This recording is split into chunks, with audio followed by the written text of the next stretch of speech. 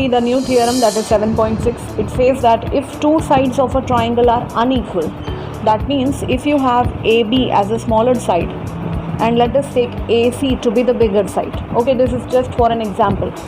Then the angle opposite to longer side is longer. Okay, so here you can see in the given figure AC is the longer side.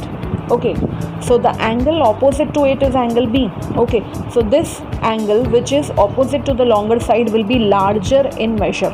Okay, similarly the angle opposite to the smaller side, so AB is a smaller side and angle opposite to it is angle C. So the measure of angle C will be smaller as compared to angle B.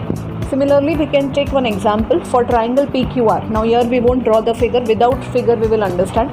If you have triangle PQR, if PQ is a bigger side as compared to PR, means PQ is longer than PR.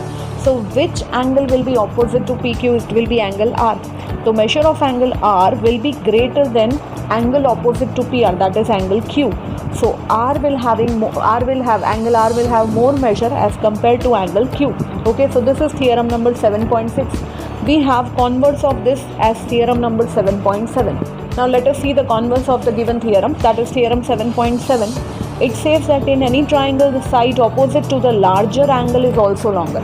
So for example, we have drawn triangle PQR, right?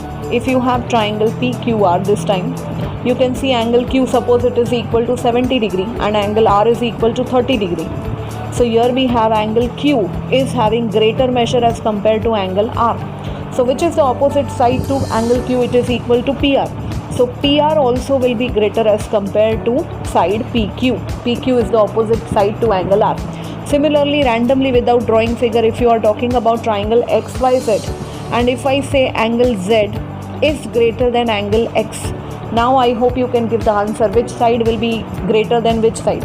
So which is the opposite side to Z? It will be XY.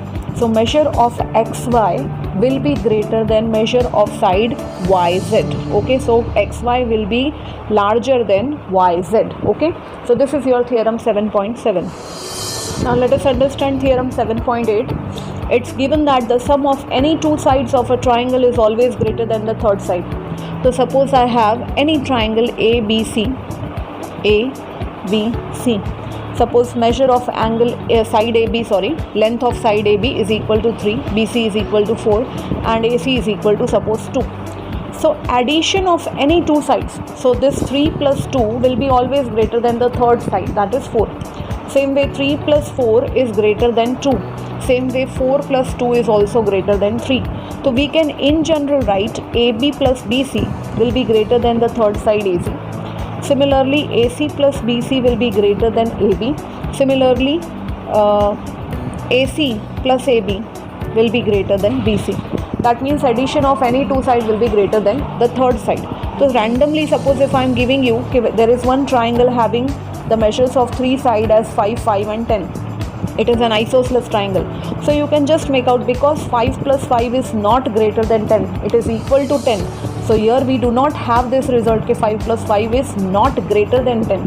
This is not proved. So by this theorem you can make out that this triangle is not at all possible. Similarly, if you have the measures of sides as 2, 3 and 9. So here also you can see 2 plus 3, addition of the length of sum of the length of the two sides is not greater than the third side, and that is why this kind of triangle is also not possible. So this theorem number 7.8 shows that whether we can draw the triangle with the given measures or not.